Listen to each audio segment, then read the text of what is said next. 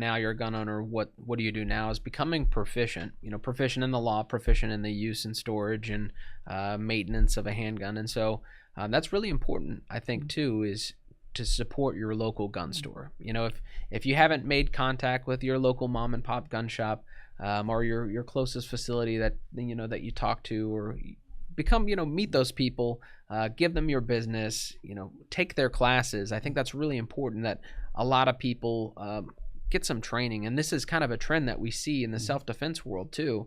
The tactics that were used, and we've said this before, tactics that are being used against police officers with regard to, why didn't you do this, or why didn't you de-escalate, or tell me about your training. We kind of see those same standards getting pushed onto civilians, and there's a high expectation that if you are going to be a gun owner, that you understand firearms, that you understand gun safety, the cardinal rules of gun safety, that you understand the law. And so a great resource, for the law. I mean, I would go to your Attorney General, Department of Justice, or, Chief Law Enforcement Officer's website. I'm sure they have the gun laws there listed, but having a reliable source of information is really important. Yeah. And find an organization that does do this training, and it will probably be multi-level. Certainly we recommend multi-level. You're going to have your basic stuff, your basics of handling the firearm, the safety, the 4 rules of safe handling. What are those? So put me on the spot. All right. Keep your, let's see, always treat a firearm as if it's unloaded, or if it's loaded. Yes. Right? Keep your finger off your trigger till you're ready to shoot. Know your target and what lies beyond it.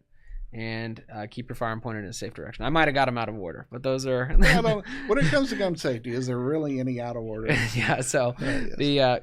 And I've seen a couple of... I've seen the 5 rules. I've seen the 12 rules even. Can you imagine remembering 12? But No. those are... You see those pop up over and over. Those are our core gun safety rules. Yeah, and a lot of people, they incorporate stuff that's just common sense. Keep your gun clean. Yeah. And this is stuff that you would learn in a gun safety, or your primary gun safety, primary gun training, is learning, what are the safety rules, how your gun operates, how your gun is put together, how you can solve a malfunction in the event that it occurs. And so getting that training is very important. And then you probably, if you're going to be an individual who does carry their firearm on a regular basis, you're going to want to take that training up a level and actually go learn about tactics. Yeah.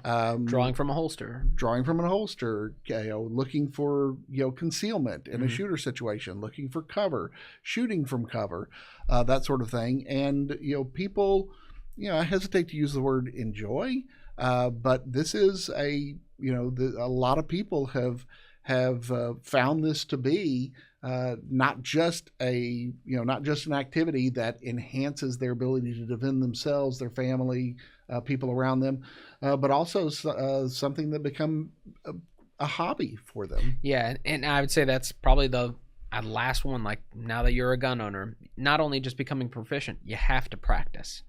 These are perishable skills. Firing, and I know a lot of us have probably taken a break from the range because of the price of ammunition, but you have to, instead of shooting an entire box of ammo, maybe you're shooting, half a box of ammo. But I think it's so important that you continue to practice these skills, and the law changes. I mean, that's, when we talk about, the safe operation of a handgun, I mean, that doesn't change too much.